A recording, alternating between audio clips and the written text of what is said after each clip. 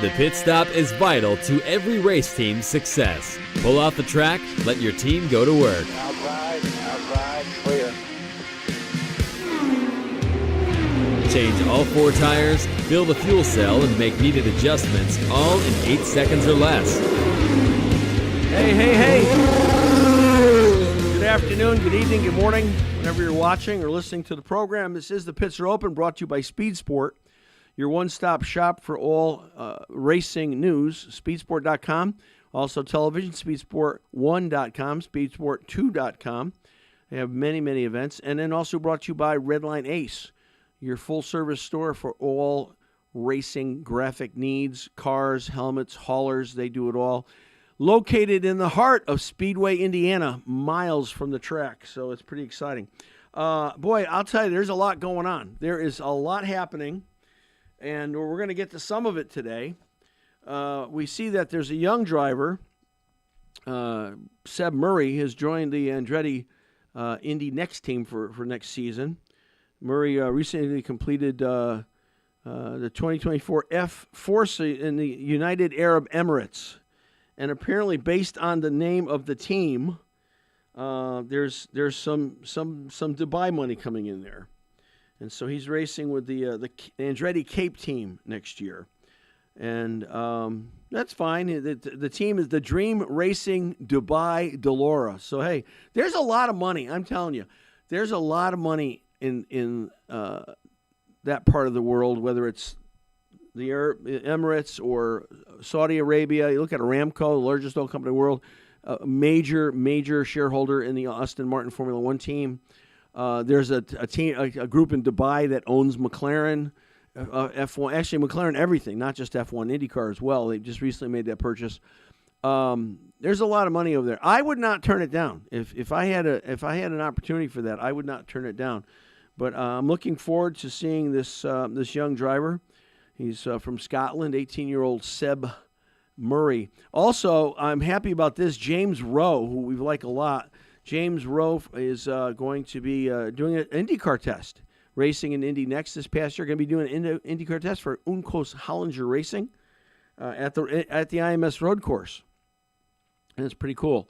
We like James, 26 years old, I believe. From where is he from? Ireland. He's Irish, I think. Mr. Rowe. And then we had a big race. Alex is laughing. Alex Smith, our producer engineer, he's laughing at me. Sorry, I thought you were going to flip your camera on. I didn't think you were going to mute me, but that's okay. I don't mind. Oh, I can mute you anytime I want, but I always try to mute you when you take a sip. Well, that's good. You know, having done radio for so long, 13 years on an Odyssey station, we always had a dump button. You know, so whether it was because they were, saying bad things, we had to dump them, or I use it for a cough button. You know, so you just kind of hit it and hide the coughing. They had the Roval, the Bank of America Roval 400 over the weekend, and this guy's insane. Shane Van Gisbergen, just a road course legend, won again, and I guess he's there's someone's pushing him to get a shot at the Indy 500. I don't think so, but Trackhouse is the team. Justin Marks is put him in the car, and he's been a monster all season long. Been wonderful. Over in the NHRA, we're coming down to the final series here. It's winding down. Top Fuel, Doug Coletta is leading the points, the NHRA playoffs. You know, in NASCAR, I mentioned this last week, NASCAR is talking about scrapping the whole playoff system. Please, God.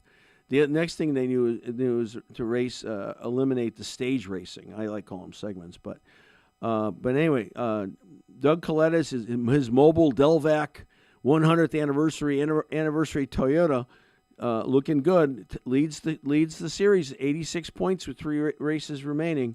So he's got Justin Ashley by 86 in second place, Sean Langdon in third place, Tony Stewart fourth place, and of course Tony Stewart was upset last week by the Swedish phenom Ida. What's her last name? Gosh, I can't remember. I met her, in fact, a few years ago. I met her at PRI. All right, listen, we got a great guest for you today. Later in the show, we're going to have the curator, vice president of the Indianapolis Motor Speedway Museum, to give us an update on the museum since it reopened in April. It's a great place. And then just a moment, we're going to have, for those of you looking for sponsorship, you want to stay tuned for this next guest. Don't go away. This is a vital part of securing sponsorship, and he's going to tell us all about it. Right now, I want to tell you this episode is brought to you by Schaefer Manufacturing, America's trusted leader in oils and lubricants since 1839. If you want maximum performance, protection for your engines, fleets, equipment, Schaefer delivers. Their advanced lubricants reduce friction, run cleaner, last longer, and saving you money with fewer breakdowns and less downtime. That's why professionals in trucking, farming, racing, and industry all turn to Schaefer. Don't settle for average. Give your engine the premium care it deserves. Learn more about it at SchaeferOil.com. That's SchaeferOil.com. Our first guest today is somebody I know, beginning to know. I consider him to be a friend. I hope he feels that way about me. I don't know. But I was telling Alex before the show started, we've had 4, Marotti Autosport, our team, has had 4 websites since we began in 2016. And the first one was horrible. It was a Wix site that I made myself, and it's just embarrassing. I looked at it the other day, and I'm like, how could I have possibly allowed that to go out for public consumption? Horrible. Then we had one made. It was okay. Then we had another one made, and good folks, but they didn't understand motorsports. Now, then I finally find our next guest. Our next guest is the president of P1 Web Development, and that would be Kelly Flieger. Kelly, welcome to the show. Hi, Will. How are you? Good to have you on. I've got your website up right now, P1 Web Development. I'll tell you, you can tell by looking at the website there's a purpose behind it and what the purpose is. Mm-hmm. Tell us about what's your background? How did you get started in computer websites, and how long has P1 been up and running? I actually built my first website in 1999. What? Yeah. They had websites in 1999? They did. They were called geosites. Geosites. Wow. Yeah. Okay. And I posted paint schemes that I made for the NASCAR Racing Series games. Okay. That were out at the time. Cool. So that was my first site I ever built, and I dabbled in websites for a long while. My main career has always been a director of IT and running IT departments. Okay. And then my last job at a seminary, I was not only just a director of IT, but I was the webmaster and built their entire online presence, including their learning management system. A seminary? A seminary, yes. What denomination, if I could be so bold to ask? No denomination affiliation. Non-denominational. Wow. Yeah, it was awesome. Yeah. Can I ask who, or do you mind? They're now called Missio. Yeah. But at the time it was Biblical Seminary located in Hatfield. Yeah, I've heard of them. I didn't hear of Missio, but I've heard of Biblical. Yeah, wow. Okay, cool. Yeah, I worked there for about 8 years straight. Wow, good friend of ours. In fact, our media director, who you know because he's on our website, Brian Rigneris, is the communications director for Moody Bible Institute out in Chicago. Yeah. And he's done that for quite a while, actually, and he's really good at what he does. So we meet, and you reminded me, we meet on LinkedIn. Mm-hmm. So if you're out there and you're not on LinkedIn and you're in motorsports, you don't know what you're missing, right? Yeah. True? True. Very true. Why is it so important for particularly young drivers, new drivers, young teams to be on LinkedIn? Because that's where the companies are. So if you're looking for sponsors, or you're looking to engage with even people in the motorsports industry that can help, that's where they are. Right. Professional, but it's a professional environment. So I have been writing tons of articles on LinkedIn and commenting on all kinds of posts and connecting with people. And I can honestly tell you, my business has expanded by 4 times in the last 4 months. Wow. Yeah. Well, I mean, I know in 2017 we just ran the one race in 16, the Indy 500. Mm-hmm. That was our first race ever, the Indy 500. It's like going from preschool to the Super Bowl in 1 month. Right. And so we wanted to do more in 17, and so we started looking for sponsors in 17, and I met our eventual sponsor on LinkedIn. and it was a sleep like a snoring anti-snoring thing. They were on Sirius XM like 24/7. It was called Zipa.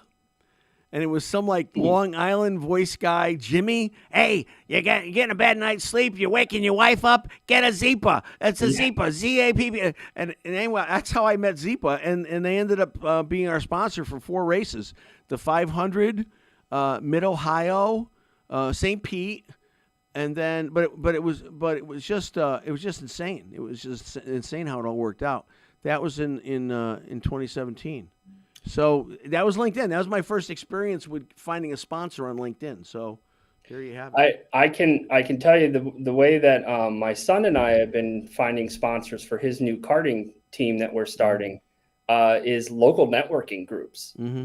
I've been going to a lot of networking groups and sharing my business and what I do. But then also when I find race fans and stuff, I talk about the race team we're building. Sure. And there was a huge networking event maybe about a month ago, and we landed possible 3 associate sponsors just at that one event. Wow. I mean, there were 400 some people there. So, I mean, That's we amazing. really worked, my son and I really worked the room with the help of a friend of mine who had, hey, you got to meet this guy. You got to meet this guy. But it's all networking, all local networking, which is basically what LinkedIn is. It's online networking. And it's global. I mean, I told you this story earlier about, I won't say who it is, but somebody that I linked up with on LinkedIn. It's one of the largest multinational global companies on earth. Mm-hmm. I was talking with JP Murray, who I talk to a lot. JP is the vice president at AJ Foyt Racing. And he works with drivers as well, besides doing his responsibilities at Foyt. And JP says, when you're starting out or starting a new thing, or it's pretty like in the karting world, midgets, that kind of stuff, the people closest to you are the people most likely that will work with you. Mm-hmm. So if you're at a local event, I mean, that's gold, right? I mean, if they know who you are and they know where you live and, you're in the area, those are the prime candidates for sure. So talk to us about websites. You launched P1 how long ago? About 8 years ago now. Okay. Wow. I originally launched it. Was a do-it-all kind of web designer. I did a lot of what they call white label work, where I worked for other agencies. Yep. I built probably 150 sites over the last 8 years, most of which I can't say that I built. But earlier this year, in February, March timeframe, I decided to focus P1 strictly on the racing side of things. Yeah, so smart. And really just dive into the community I've always wanted to be part of. That's why it's called P1, obviously for the pole position and running P1 and stuff. And I thought it was for Flieger. No. It was definitely a racing His name starts with a P, but the P's silent. So yes, it is. But yeah, if you look at the 1 in the logo, it's designed after a modified dirt modified style 1 and stuff. So yeah, so that racing theme has always been there, and then I just dove all in March. Good. The address is P1 webdevelopment.com. I'm on it right now. It's a great site, and if you're a newer racer or a newer team, I don't know. I've been hearing this a lot, and I totally disagree with it, Kelly. I'm sure you do as well. People are saying, "Oh, you don't need a website." I think wrong. You definitely need. It's your online business card. Well, the biggest thing is that people don't realize is while social media is great, you're at the mercy of their algorithm. Right, at any point in time, they can change the algorithm and you disappear. If you always have your website, you will always have a home base that you can control and send people to, especially if you have merchandise sales and stuff you're trying to do. Right. There are a couple drivers I'm talking to now that have been doing all their merch sales on Facebook, and we're talking about building a full store for them. So that way, good. I can manage it for them, take care of it, and it'll simplify their process of selling merch, because that's one of the ways a lot of the small teams and drivers make money. Well, I got to tell you, I really enjoyed your process for building the website, because we had one already online. We're going to leave that alone until the new one was done, and then do the switchover, which we did. And just the process was very good. I think you were really looking to get in my head what was our vision for the website. And I made a huge decision at the end of last year, and I said, you know what, I know you got to have social media, but social media doesn't pay your bills. Sponsors pay your bills. Right. And so I didn't want the website to be a fan website anymore. I wanted the website to be a potential sponsor website. So we got very, very intentional about it. And I got to tell you, I mean, you captured what we're looking for. And if you guys want to check it out, MarateAutosport.com, the first brand new, only been out for what, a couple months, that website, if that? If that, yeah. Yeah. But it very targeted to potential sponsors. That's what that's who we're looking for. We want sponsors because you know what? Again, it's great if you get all this fan traffic, but fans aren't paying the bills. You know, they're not going to be the ones that are going to take care of your team. So, what kinds of things like? All right, I'm a brand new driver. Let's really laugh here. I'm 15 years old. I'm going to race in karts. What's my website gonna? What do I need? What are the basics that I need on a website to start my endeavors? Well, a lot of it is you're definitely going to want some pages that are going to be dedicated to your current sponsors. Okay. If I have any. If you have any. If you don't, the absolute most critical page to have is what I call a sponsor prospectus page. Okay. Meaning that you lay out what a potential sponsor would get by funding your racing at that point in time. Right. Even if it's a cart, because I'm working on that with my son right now, and we're building out, we have a sponsor perspective that we've handed people, but it's putting that on the website as you have again, it's that home base of, if a potential sponsor goes and looks you up on LinkedIn and then goes and looks at your website, they're already going to look through that before they ever reach out to you via social media. Right. So to have all that kind of stuff laid out of this is what you get if you're a primary, this is what you get if you're an associate, these are the benefits you will receive, and this is the reporting we'll give you at the end of the year as well. It goes hand in hand. But that is the most critical piece that I have found almost all racing sites are missing for drivers, teams, especially for the teams that are looking for sponsors. It's the most I've ever really seen is just a link of like, click here to ask about our PowerPoint. Sure. Instead of laying it out for them and enticing them to want to communicate. Well, it's kind of like church. You know, I'm a pastor, so I know I probably know more about church than anything. People nowadays, the majority of people, before they ever go to your church, check out your website first. That's how they find out about you. The same thing is true. A sponsor, before he even talks to you, now, of course, I always want a call with a sponsor, a discovery call. But they will check you out, and they will go to your website to check you out, and that's why it's so critical. I think, too, for even young drivers, I think it's very important to have a very well-developed biography on there, because now they're saying that people, they'll buy trust before they'll buy the product. They want to, are you a person I can trust? Correct. Are you a good person? Are you a person that can be trusted? I don't want any skeletons in the closet. I want somebody who's straight up, a straight shooter, a good guy, a good girl. And I think you've got to have that component as well, because they're going to look. They're going to find out one way or another. Correct. And I had a really great conversation with a gentleman who owns Trailer Alarms. Yeah. And he sponsors certain drivers. Sure. And he and I just got together and just talked shop of what it's like to partner with different drivers. And he had great perspective of, I want someone who's going to be engaged in me.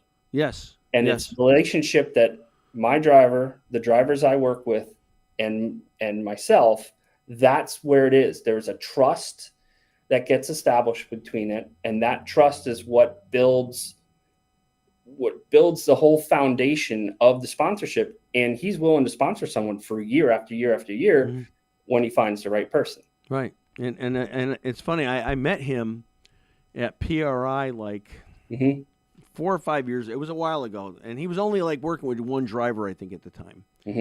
And he's really grown. He's really grown the portfolio since then. And nice guy, good guy. And funny, I sent him a customer because my friend in Indianapolis, who was the president of Vintage Indy, they were doing a show somewhere with these cars, and the trailer got stolen. Oh, jeez. And he had an alarm on it. And I said, you got to put an alarm on your trailer. So you guess what? He called and he got it. Hey, hold on for just a second, Kelly. We're going to show some love to another sponsor here. This segment brought to you by America's Christian Credit Union. Looking for a smart, faith-aligned way to grow savings? Listen up right now. America's Christian Credit Union is offering a 12-month certificate, the highest rate in the nation, 4.75%.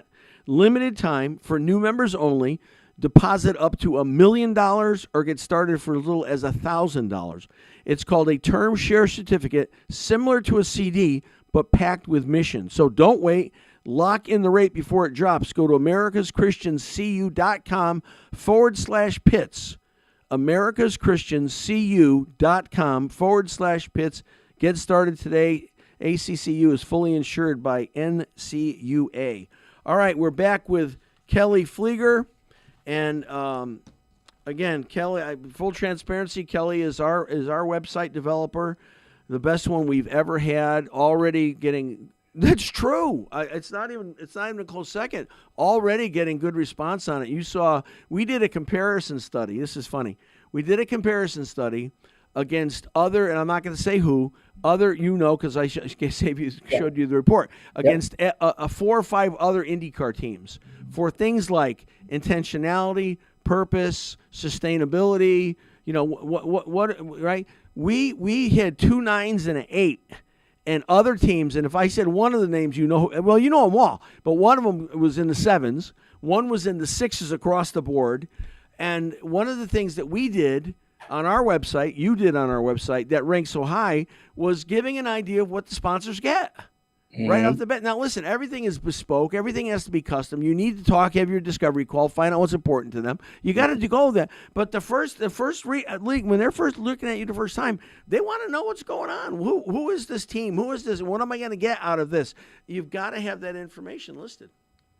Right, and that's key. And that's going to be a key build for anyone who's trying to do anything in the motorsports. Is that what you mentioned earlier, Kelly, your sponsor prospectus? Is that kind of what you're thinking about, what I just described? Yeah, okay. I call it a sponsor prospectus page is the technical term for it, but it's really tell your sponsors what you're going to get. Yeah. What are they going to get in value by partnering with you?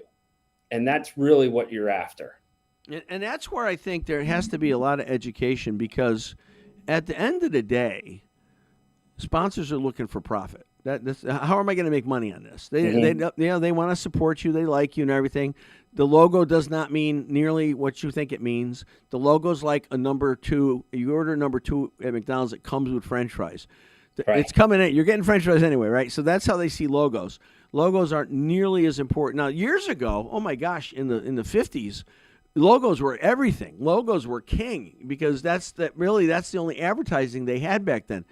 With the proliferation of social media, that's going by the wayside. And so there's a value in social media, obviously, but you've got to have a value proposition for these potential sponsors. Now, again, you've got to talk to them. You got to find out specifically, drill down what they're looking for, but you've got to have some value to offer. And when they come to your website, if that's not available, if it tells them nothing, probably not going to get the phone call. Right. And this is where social media does come into play, is that part of your prospectus is, I will do X, Y, and Z for your company on all of my social channels on a regular basis.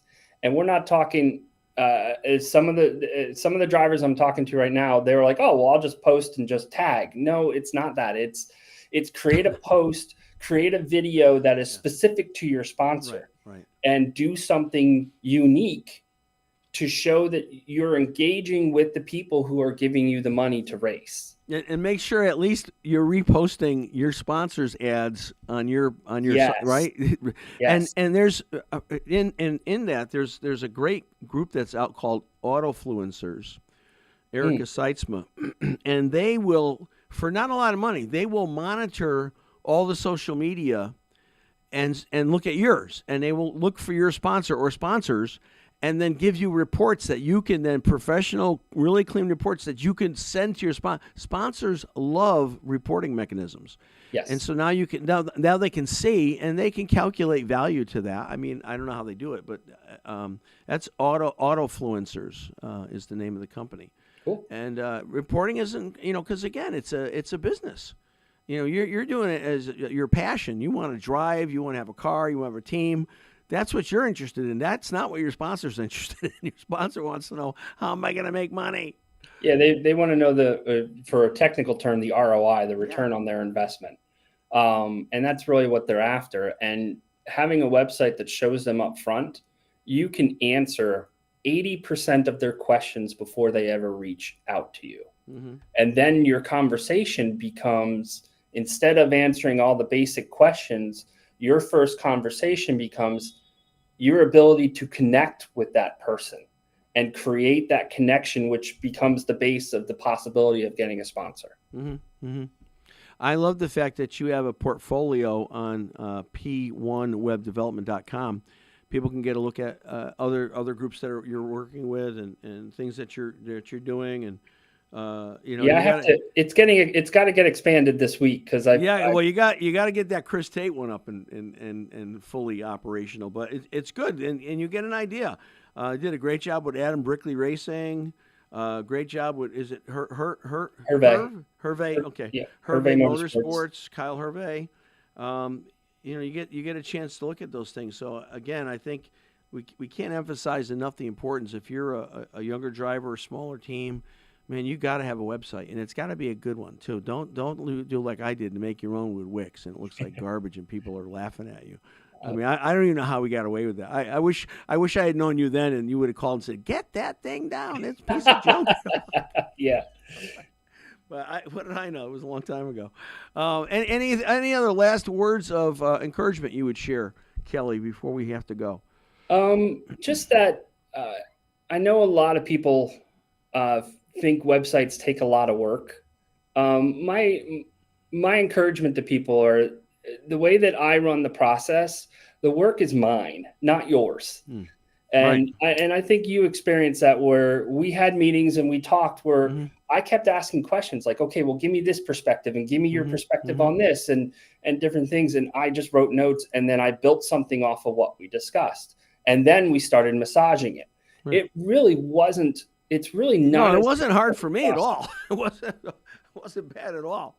And I should say there's also, once you get the website going, there's a $50 a month maintenance fee. Mm-hmm. And that covers updates, whatever you want to do. Kelly's great with it. He gets on it quickly, gets it done fast. So I just feel like, or maybe you've got a website now and you're not happy with it. I'm telling you, check out p1webdevelopment.com and you'll be very happy with the result. Kelly, thanks so much for coming on, and can't wait to talk to you again. Thank you, sir. Appreciate your work, your hard work for us. Thank you. All right. Thank you, Will. Appreciate it. Okay. All right. We're going to come back with another guest in a few moments, I believe. We're looking for an update. Let me see. Oh, there, I just heard a bleep. I got to tell you, I was very, I don't know. I would say skeptical. I don't know if that's even the right term. I'll wait until I wanted to share this news. A lot of you are familiar with the term IROC, International Race of Champions. Super popular in the 80s. They started out originally with Porsche Carreras. It was the best drivers, and literally the best drivers: Mario Andretti, Al Unser, AJ Foyt, Richard Petty, and from different disciplines, all racing identical cars. Very cool. And then they switched to Chevrolet. They went to IROC Camaros, which I always wanted an IROC Camaro, and then it kind of died out, petered out. Well, the classic car owner collector Ray Everham started up with IROC Holdings, and they have rebirthed the IROC, the International Race of Champions, and using the Camaros, the beautiful Camaros, the car, and these are, oh gosh, so nice. The IROC competitions for Camaro was 74-89, and names like Mark Martin, Jeff Gordon, Kurt Busch, Bobby Labonte, Scott Pruitt, Danny Sullivan, Kenny Schrader, all in that, and so they're doing them again. They're doing the cars again, and now Chevrolet has just announced recently that they are going to be a sponsor the presenting sponsor of the International Race of Champions is Chevrolet, and I'm not sure, but I think they raced at Lime Rock this year. I think they were here in Connecticut. I hope that they're going to go back. They debuted at the Rolex Monterey Sports Reunion in August, and they were also a featured group at WeatherTech Laguna Seca. Very, very cool. Very cool, and we like it. So IROC is back and very healthy and very ready to go. So we're very excited about that. What else? Still holding on here. I don't know if I talk about NHRA. I think I did. Doug Coletta, great position as he moves into the next race. No, Jason. Jason Van Sickle. Okay, so let's do that. Let's roll that promo for the weekend, and then we'll hope that we'll get the museum segment in next. Go ahead.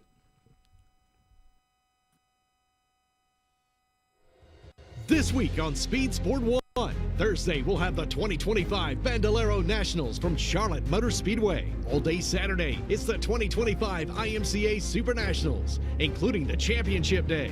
Sunday is for late models for the ASA Midwest Tour, ASA Stars National Tour, Big 8 Series, and Tundra Super Late Models. You won't find a bigger variety of racing anywhere else. Go to speedsport1.com for details and viewing options. All right, we're back. Speed Sport. We're so grateful for Speed Sport. Speed Sport is our one of our presenting sponsors, and we are so thankful to Joe Tripp and Ralph Shaheen. Can't wait to get out to PRI in December. See the boys. Speed Sport will be well represented. We'll be out there.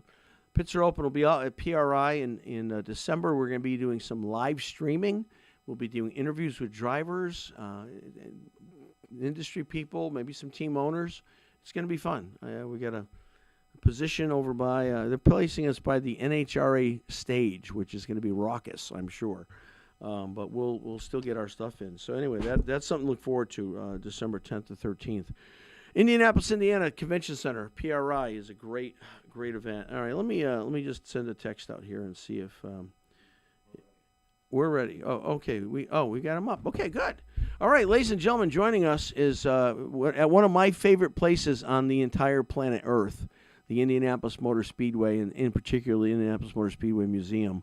What a breathtaking renovation they did, and couldn't have been happier. And always happy to see our good friend Jason Van Sickle with us. He is a vice president of curation and education at the museum, and Jason does a great job. Hey, welcome. Hey, how you doing? Good, nice to see you. Yeah, you too. Thank you. So I got to tell you, I mentioned this to you when I first saw it back in April. I went in as a skeptic because I liked the old museum. I loved it. I was used to it. There's familiarity and all that. And I had a little bit of concern and anxiety about, oh gosh, I don't know how this is going to come out. I wonder if I'm going to like it. And I'll tell you what, from the minute I walked in the door, I fell apart. I was in love with the place. It came out so beautifully. So now we've been open for a few months. How are things going? Yeah, I mean, things are going well. We're still learning the building and the new ins and outs of obviously a renovated Indianapolis Motor Speedway Museum. I think your mindset for that renovation was warranted. Obviously, the Indianapolis Motor Speedway dating back all the way to 1956 when it started on the corner of 16th and Georgetown. And then obviously its evolution to the current building and iteration before we closed. It meant so much to a lot of different people. It's where a lot of people, whether they fell in love with IMS for the first time, whether it be field trips, school trips, fourth grade, track tours around the Speedway, obviously being here during event times and checking out the museum while they were here. It's all important to that experience and not only the collection and the history we have here. So, our team worked really hard with that in mind to make sure that once we did renovate, we had an opportunity to continue that legacy for generations to come. Yeah. One of the things I was so concerned about, and one of the things I loved about the old museum, was how close you could get to the cars. They were on the floor. little tiny stanchions that would block it up. But I was afraid. Oh gosh, they're going to separate us from the cars. And just the opposite is true. You guys came up with, I don't know if you invented them, these elevator things that lift the cars up on an angle. I mean, oh my gosh, it's better than it was. Plus, you've got a lot of cars on the floor still. So, I mean, I was just so impressed with that, especially I think when Al Unser's the 70 or 71 car, when I was there, was up on an angle. The first car I love, of course, my favorite car, the 1972 winner, the 66 Sunoco McLaren, Mark Donohue. And then when I was there, my first race in person, 82, the Gordon Johncock STP car, number 20. I mean, you've got some great cars there. It's just, it's so beautiful. How has attendance been, Jason? Oh, attendance has been very well. Obviously, our summer months have been going gangbusters. We've had over 100,000 people come through the gates, if you will, during that. Obviously, during the fall, it ramps down a little bit, slows down like normal. School's back in session. Sure. Summer travel isn't here, but we have a lot of events and opportunities over the next few weeks and months to continue to make the IMS Museum a place to visit and see something new, whether it's exploring more areas that you couldn't, details, whether it be in our kiosk or eventually we'll have full-fledged new exhibitions, temporary exhibitions that will be opening later in November. And it's funny because for so long the basement was basically off limits to the majority of folks. A few people got. I was down once, I can say, in my life, but now the basement is part of the display. It's so cool. I just love it. Yeah, that there's two areas that we were able, working with IMS and Roger, even though we're a separate entity, obviously working with those two entities are critical for the museum to continue to flourish, and obviously the renovations. So we were tasked with the opportunity to expand the display area without going either out or higher than what the current building parameters allow. So with the mezzanine, that added about 6,000 square feet above what used to be the winning cars. It still is today the John H. Holiday Indianapolis 500 Winners Gallery, one of two levels. But then to your point, what we now call the lower level, what used to be called the basement, which was completely off limits and storage, we would take VIPs and things like that through. That adds about 23,000 square feet of new temporary and permanent gallery space. So we can, without tearing down the exterior walls or building onto the building, we added about 30,000 square feet of new display area that we didn't have before 2023's closure for the renovations. So that more than doubled the size of the original space that wasn't using, right? It didn't double it, but it did add to it. Wow, that's amazing. I saw something on social media. I don't know. Maybe you've done this before. I'm more sensitive to it now because I'm following more closely what's going on at the museum. But you did like camp this year. You had some camp outings, which are really cool. And I said, I made a comment once, and I want to be there next year. How do you get into the camp mode?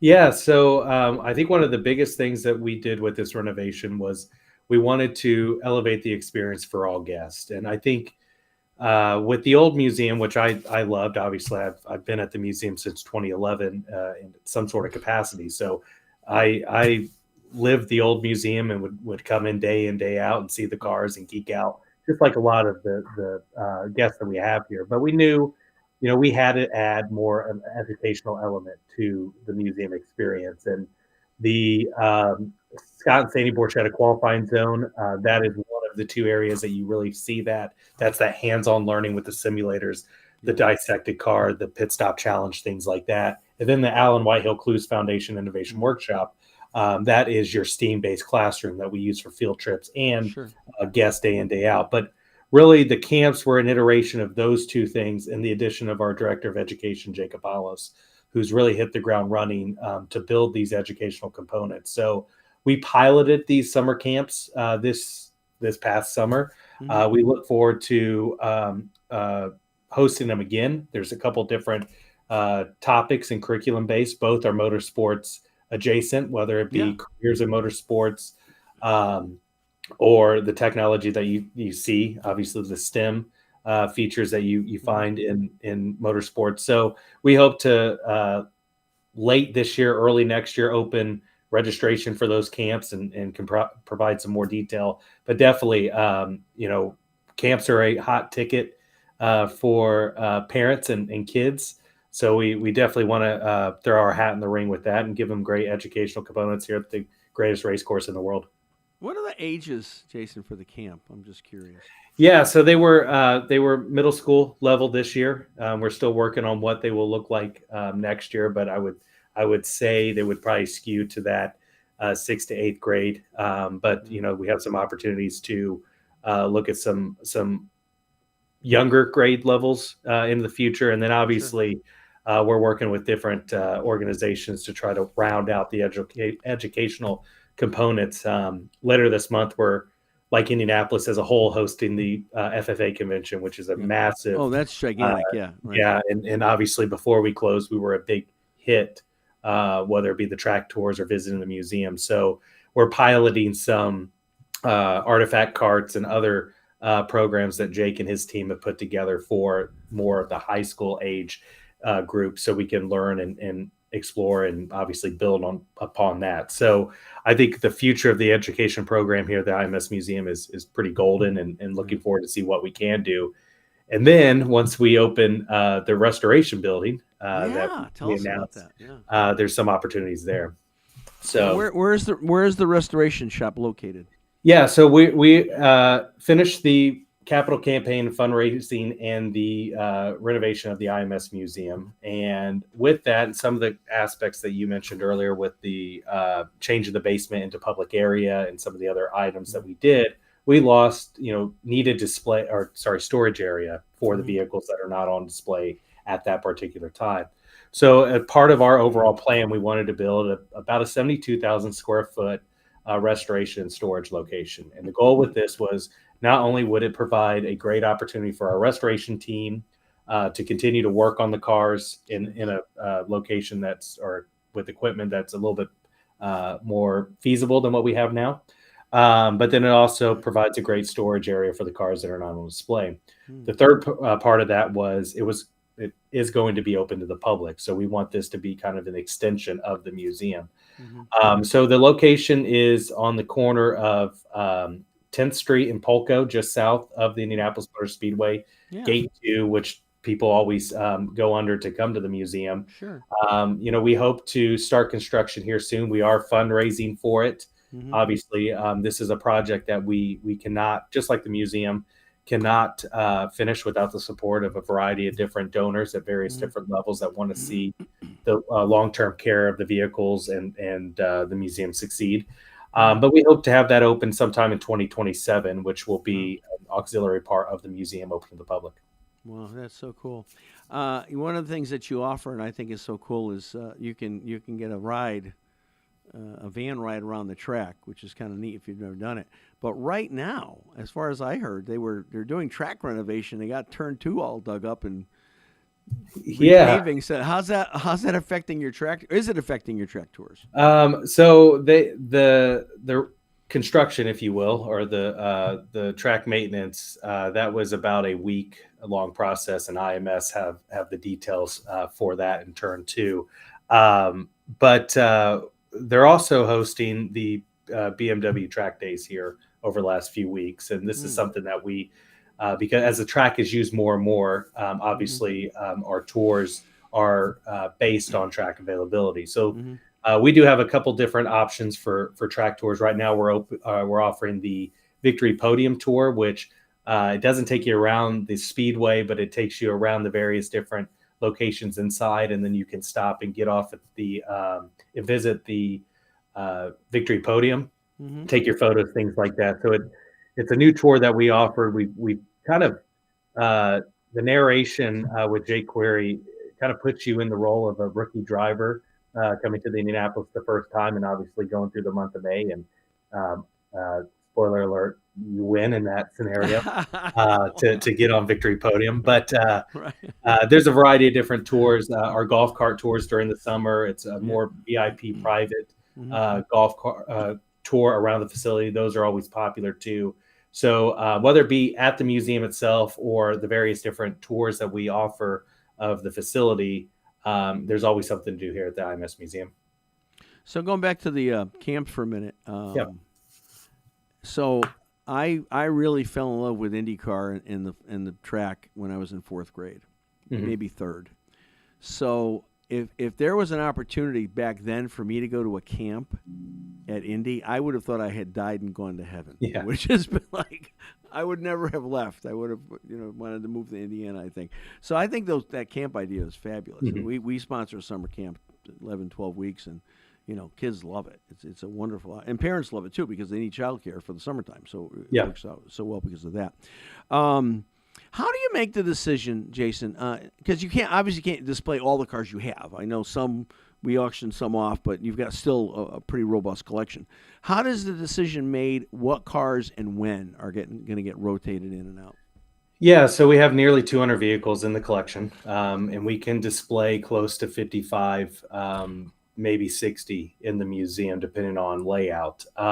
So rotation is key, whether it be in Gasoline Alley, the two 500 Winter galleries are both our Chip Ganassi and Bobby Rahal galleries, which are rotating galleries. So we have a 5-year plan when it comes to exhibitions, and that not only incorporates items like Best of the Best, the current 4-time winner exhibition that we have in the Chip Ganassi Gallery, or the NASCAR at the Speedway in the Rahal Gallery. But it's things like Gasoline Alley. It's things like the Car in the Welcome Center. It's in the mezzanine, non-vehicle centric.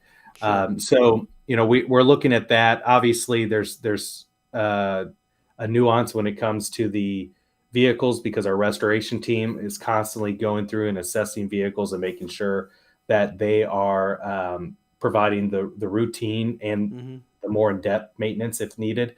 So that can dictate when a car comes off and on. Like right now, the Wasp is not on display because it's kind of going through its routine assessment just to make sure that it's 100 and nearly 100. Yeah, it's 116 years old. So you need to make sure that things are continuing to be right with it. So, Geritol, physical therapy. Things Yeah. like that. Yeah. Make sure it's so flexible. Cars are similar to humans in that they don't like to grow old, but it's there's a lot of different things, but I think rotation's key, and we've really been deliberate on keeping the museum the same since opening over the first 6 or 7 months. But come November, you'll see some change in the temporary galleries with topic wise. And then obviously next year, you'll see more of that in some of the other galleries that we have too. So we're raising funds for the shop. Mhm. That's an ongoing thing. So how about this? We have a contest.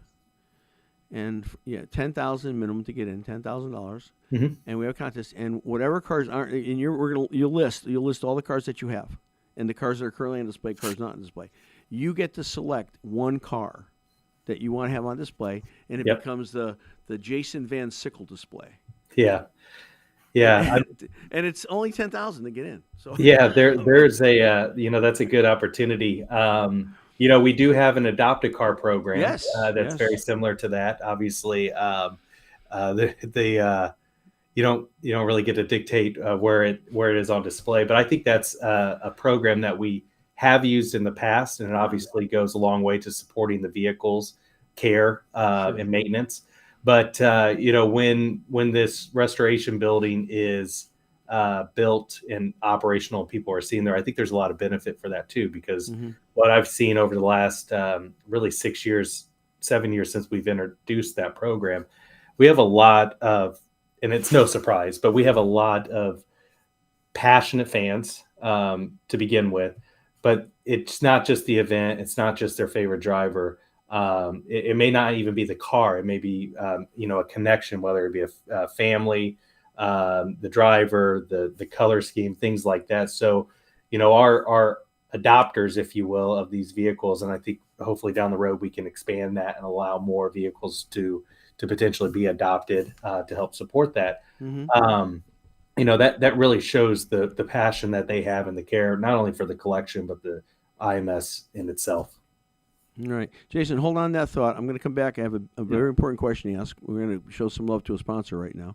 Yeah. And this is about Speed Sport. This next segment brought to you by Speed Sport. If you want to stay plugged into the action, there's only one place to go, speedsport.com, speedsport1.com. From breaking news to in-depth features to live coverage, events across every form of motorsports, Speed Sport is your all-access pass. Whether it's IndyCar, NASCAR, dirt tracks, drag strips, Speed Sport brings the stories, the highlights, and all the drama right to you. So don't miss a lap.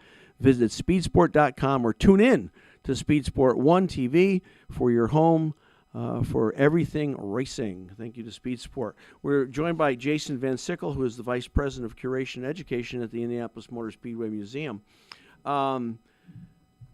Is it fair to say that probably the bulk of your attendees on any given year happen in May or Brickyard weekend or IMSA weekend? And how far out? I mean, I know you get people from all over the world that come. I'm saying the bulk of the folks that are coming, are they Indiana? Are they Michigan? Are they in that little like cluster where you guys are, or how does that work? Yeah. So historically the summer months have been the key. We start seeing attendance ramp up in March around spring break. And then obviously it goes through. Our busiest days are obviously the days leading up to the Indianapolis 500. But, our bulk of our attendance is really through those March through the end of October, early November timeframe. And then there's a little bit, like most organizations, around the holidays and it gets cold in Indianapolis and things like that. But we have a steady stream of attendees coming through. Throughout the year. So I would think, and we're still with this renovation, we're learning so much about our audience compared to what it was in the past. So I would say our audience still is driven both interstate and internationally. I would say those are our largest contingent. Our biggest opportunity is our local audience. With we have this brand new museum that has been built, and with that world class. But I mean, I've been to Barber Museum in Birmingham, and other places. I mean, maybe not as large, but second place to no one in terms of display quality and just overall ambiance. And I mean, it's a world-class museum. It really is. Well, thank you. Yeah. And I think it's with this rotation, the local audience is going to be key for us because with the old museum we did temporary exhibitions from time to time, but for the longest time it was relatively static. So we had that kind of thing over our heads, if you will. Yeah. So I think with this rotation, the topics, the new experiences, we're seeing our membership grow because it's truly the best deal. If you want to visit multiple times, you purchase your membership and then you have really unlimited access for that year. And there's various different support levels and family membership. And now there's things with the Qualifying Zone Innovation Workshop that are more kid or younger audience friendly. So we've really rounded out our offerings, and I think that's really where it's going to improve our audience. Yeah, I mean, I get no compensation for saying this, but I think it's a destination, and I think if you're a racing fan, now you have a much larger emphasis on NASCAR than you've ever had before. I don't care what kind of racing you follow or like. This is a great place, and I think wherever you are, you want to try to book a trip to Indianapolis. And I'm hoping that in December you've got the big PRI convention in December. I hope that's going to be an opportunity to draw some new guests, perhaps, or some returning guests to the museum. Yeah, it being closed for about 18 months really showed us a lot of. That was painful. It showed us a lot of different things. Not only did it show an empty building and construction schedules and things like that, but it really showed how much people care about IMS and the museum itself. And PRI, on a few weeks away, but I'm really looking forward to that because that is bringing a very diehard industry-based attendance to the Indianapolis. And it's always a great event to go to downtown, and we've always had great opportunities to bring people through during that. So I'm looking forward to that weekend in particular. Yeah. But we have FFA on the horizon. We have our various different tours. How big is that? That's Future Farmers of America, FFA, right? Yeah, yeah. How big is that group? I mean, I was there one time when they were there, and I went to the museum, and I'm like, what's going on here? And they all had the same kind of. What is the brand? Arius, or there's some kind of name that makes all these ranch clothes and farming clothes. Anyway, I'm like, what is this? And they go, oh, it's the Future Farmers of America. Oh, okay. There was gazillions of them. They're all over the place. How big is that group? Yeah, it's one of Indianapolis' largest conventions that they host here, and obviously they go all around the town. But yeah, Ariat, that's the name. Ariat, I think. Yep. So it's a great opportunity to bring guests in. In some cases, they're not familiar with IndyCar racing. They may know NASCAR. They may know maybe a local short track because they're all over the country. Sure. And not only are we excited this year because we can tell the stories of the Indianapolis Motor Speedway in a way that we can never tell in the past. We had great collection. We had great cars. But now the overall presentation's there, the storytelling's there, the experiences are there, whether it be the starting line, gallery, or that hands-on learning opportunity. So changing tires, I mean, come on. Yeah, that's the coolest thing in the world. I mean, if you're in a racing, you got to get in there and change an IndyCar tire. I mean, that's amazing. Well, listen, we are out of time. Thank you so much. I hope to see you in December. The pits are open. We'll be there. We have a booth at PRI. We're going to be doing broadcasting both live and recorded. And if you see us, stop by so we can get a word with you or two for a few minutes. But can't wait to be at the museum again. Favorite place to go. Thank you so much, Jason. Doing a great job. Tell everybody I said hello. And appreciate your time today. Thanks so much for coming on. Well, thank you. I appreciate you having me on today. So best of luck. Okay. Thank you. All right, everybody, that's it. That's a wrap for us. Thank you so much for let's finish out with Redline Ace. Race fans, when it comes to standing out off the track, on the track, nobody does it better than Redline Ace. Located just minutes from the Indianapolis Motor Speedway in Speedway, Indiana, Redline Ace is your go-to for high-performance motorsports graphics, car wraps, team branding, helmets, haulers, you name it, they do it all. Redline Ace makes sure that your look is as fast as your ride. Visit redlineace.com. See why champions trust Redline Ace to keep their image in victory lane. Hey, don't go too far away. We'll be signing off here and then coming back on with Race Central Unplugged. Kurt Hansen, I co-host the show. You can go to racecentral.live if you want to watch that program, and we'd love to have you on. Kurt's a blast. Never a dull moment with Kurt Hansen, the original motorsports disruptor. So, all right, we'll be back very shortly with Kurt, so you can switch over to racecentral.live and get the program there. I'd love to see you there as well. Alex, thanks so much. Great job today. Appreciate you. And hopefully you can tune over to racecentral.live and see Kurt Hansen and myself. Okay, thanks again. Appreciate you. Bye. Love you.